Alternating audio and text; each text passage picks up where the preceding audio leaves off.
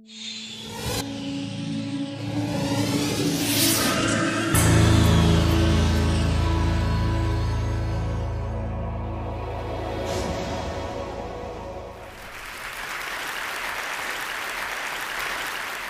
I want to start by offering you a free, no-tech life hack.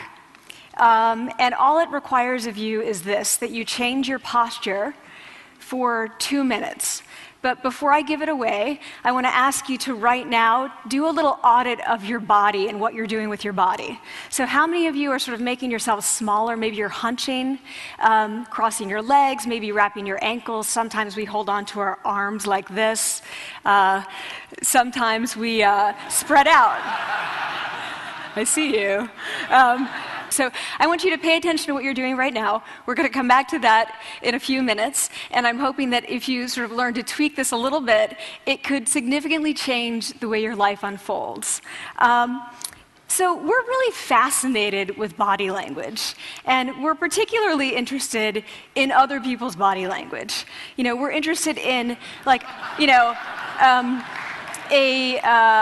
an awkward interaction, or a smile, or a contemptuous glance, or maybe a very awkward wink, or maybe even something like a handshake. Here they are arriving at number 10, and look at this lucky policeman gets to shake hands with the President of the United States. Oh, and here comes the Prime Minister of it. No.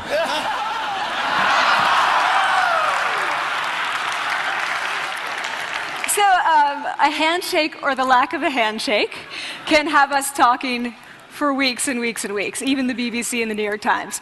So obviously, when we think about nonverbal behavior or body language, but we call it nonverbals as social scientists, it's language. So we think about communication. When we think about communication, we think about interactions. So what is your body language communicating to me? What's mine communicating to you?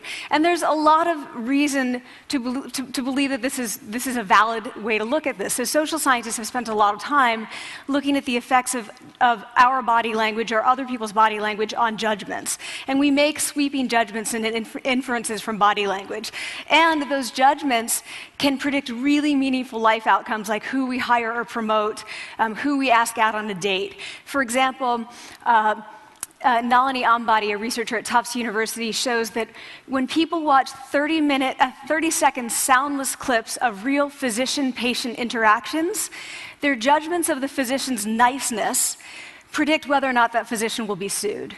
So it doesn't have to do so much with whether or not that physician was incompetent, but do we like that person and how they interacted?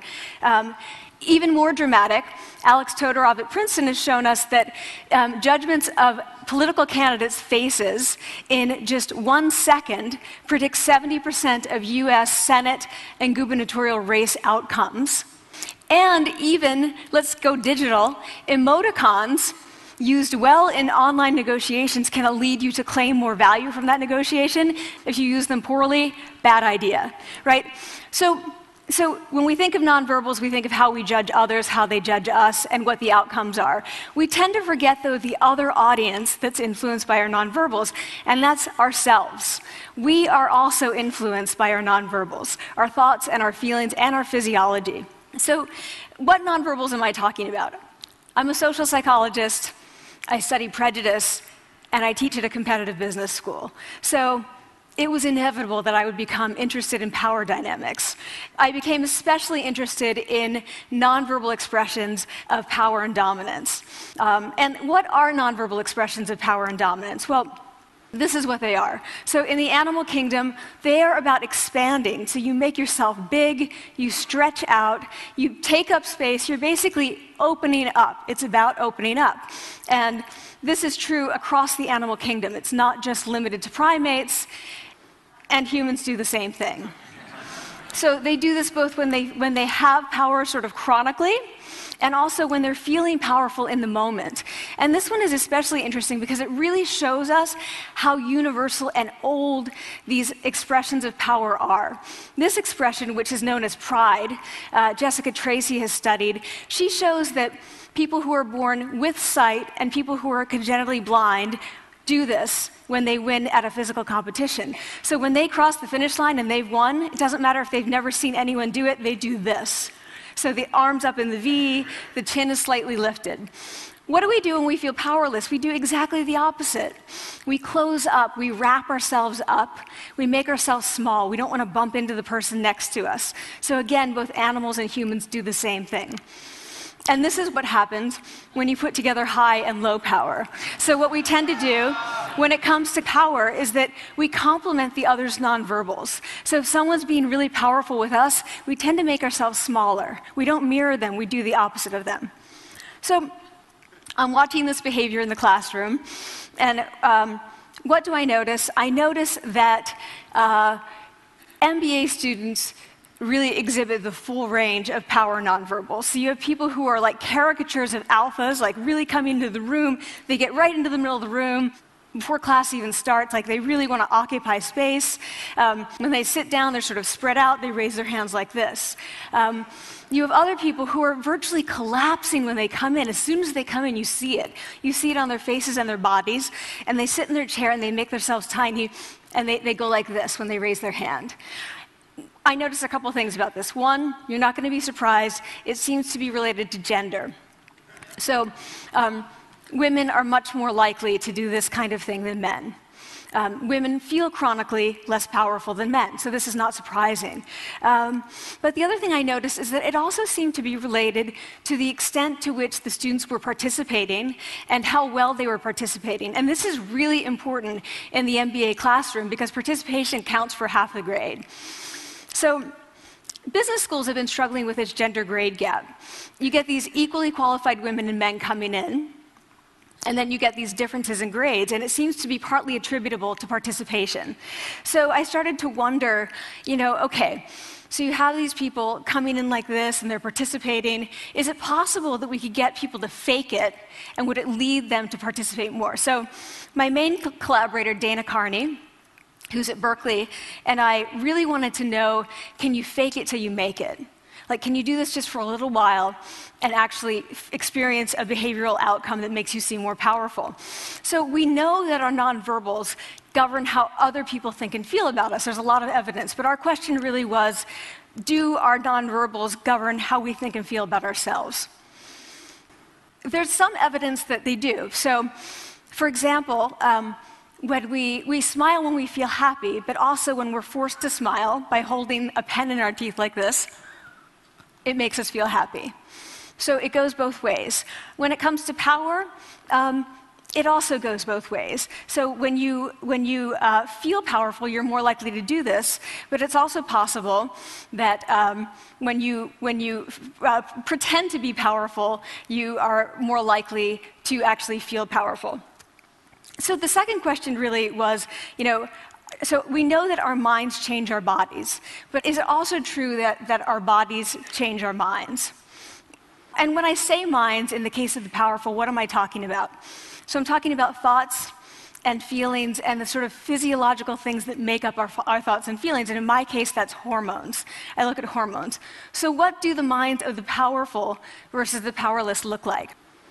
So powerful people tend to be, not surprisingly, more assertive and more confident, more optimistic. They actually feel that they're going to win even at games of chance.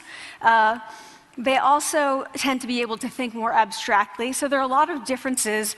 They take more risks. There are a lot of differences between powerful and powerless people.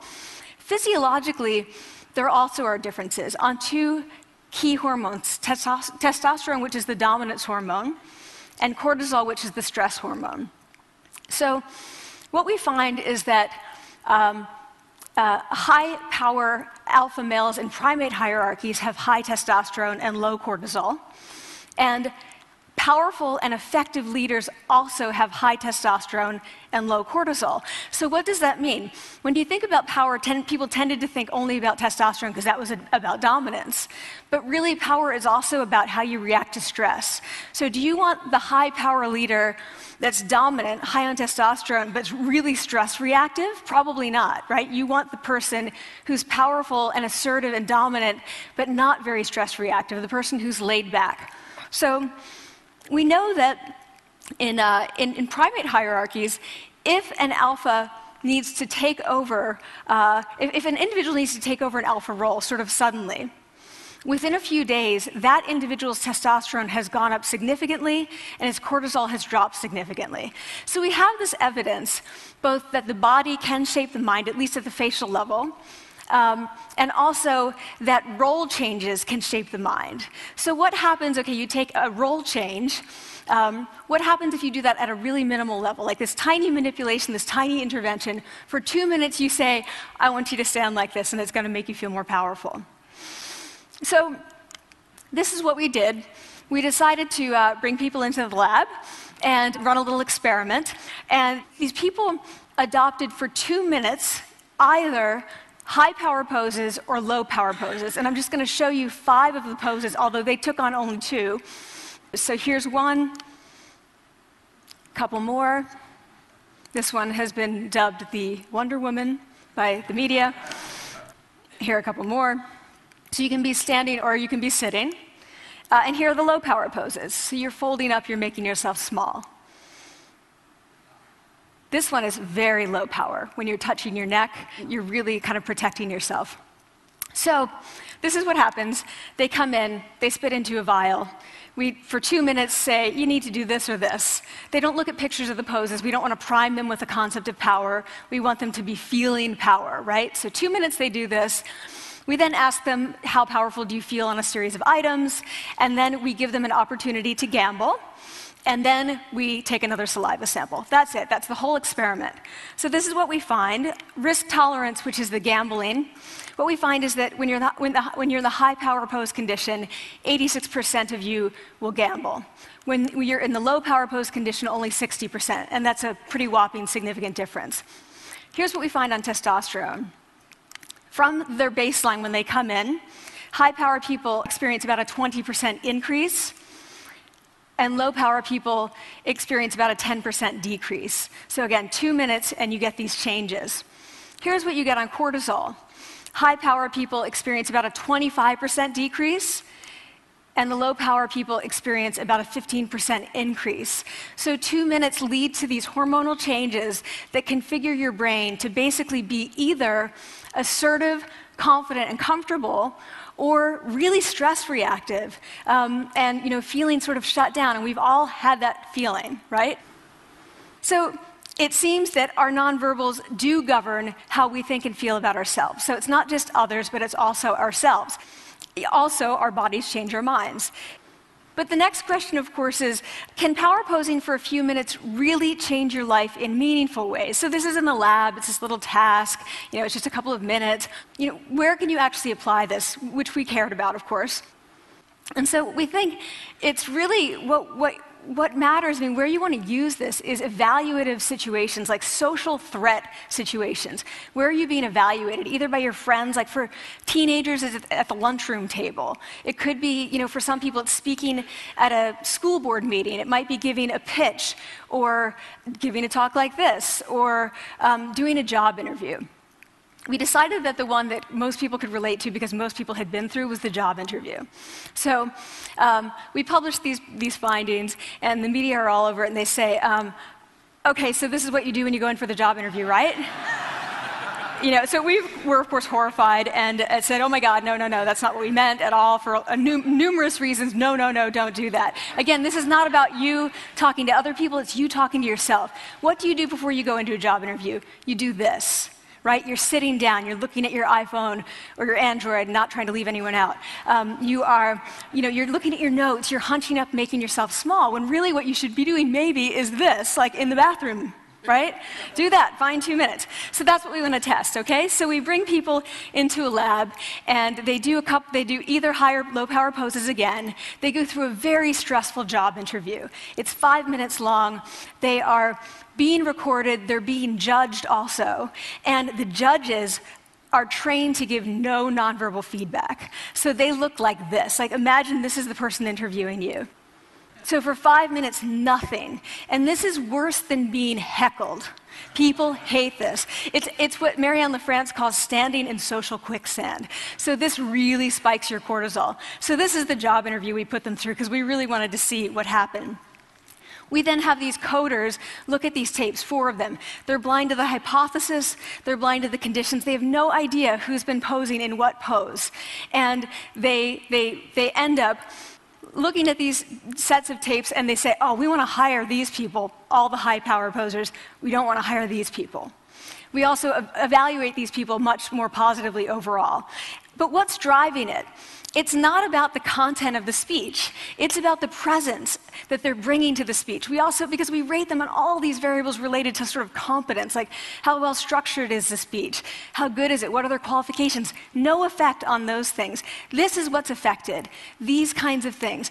People are bringing their true selves, basically. They're bringing themselves. They bring their ideas, but as themselves, with no residue over them. So this is what's driving the effect or mediating the effect. So when I tell people about this, that our bodies change our minds and our minds can change our behavior and our behavior can change our outcomes, they say to me, it feels fake, right? So I said fake it till you make it. Like, it's not me. Like, I don't want to get there and then still feel like a fraud. I don't want to feel like an imposter. I don't want to get there only to feel like I'm not supposed to be here. And that really resonated with me because I want to tell you a little story about being an imposter and feeling like I'm not supposed to be here. When I was 19, I was in a really bad car accident. I was thrown out of a car, rolled several times. I was thrown from the car, and I woke up in a head injury rehab ward. And I had been withdrawn from college, and I learned that my IQ had dropped by 2 standard deviations, which was very traumatic. I knew my IQ because I had identified with being smart, and I had been called gifted as a child. So I'm taken out of college. I keep trying to go back. They say, you're not going to finish college. Like, just, there are other things for you to do, but that's not going to work out for you. So I really struggled with this. And I have to say, having your identity taken from you, your core identity, and for me it was being smart, having that taken from you, there's nothing that leaves you feeling more powerless than that. So I felt entirely powerless. I worked and worked and worked, and I got lucky and worked and got lucky and worked. Eventually, I graduated from college. It took me 4 years longer than my peers. And I convinced someone, my angel advisor, Susan Fisk, to take me on. And so I ended up at Princeton, and I was like, I am not supposed to be here. I am an imposter.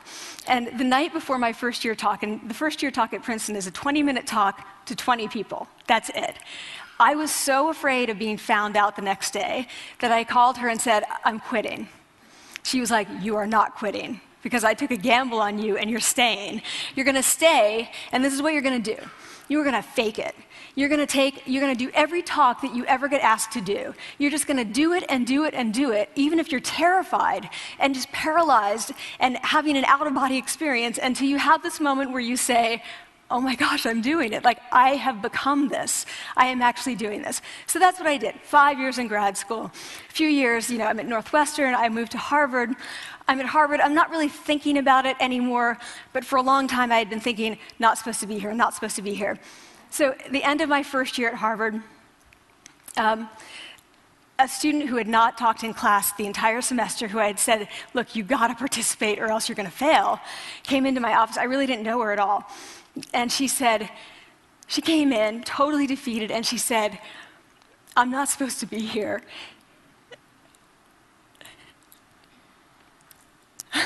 And that was the moment for me, because 2 things happened. One was that I realized, oh my gosh, I don't feel like that anymore. I don't feel that anymore, but she does, and I get that feeling. And the second was, she is supposed to be here. Like, she can fake it, she can become it. So I was like, yes, you are. You are supposed to be here, and tomorrow you're going to fake it, you're going to make yourself powerful, and, you're going to...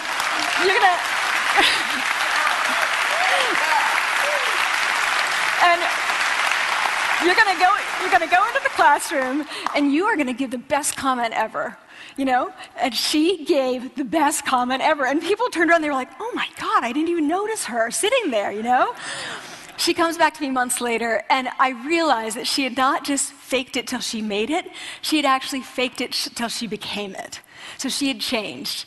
And so I want to say to you, don't fake it till you make it. Fake it till you become it.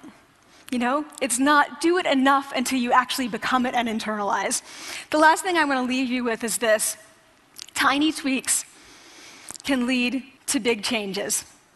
So this is 2 minutes. 2 minutes, 2 minutes, 2 minutes. Before you go into the next stressful evaluative situation, for 2 minutes, try doing this in the elevator, in a bathroom stall, at your desk behind closed doors. That's what you want to do. Configure your brain to cope the best in that situation. Get your testosterone up, get your cortisol down. Don't leave that situation feeling like, oh, I didn't show them who I am. Leave that situation feeling like, oh, I really feel like I got to say who I am and show who I am. So I want to ask you first, both to try power posing, and also I want to ask you to share this science, because this is simple. I don't have ego involved in this. Give it away, share it with people, because the people who can use it the most are the ones with no resources and no technology and no status and no power. Give it to them, because they can do it in private. They need their bodies, privacy, and 2 minutes, and it can significantly change the outcomes of their life. Thank you.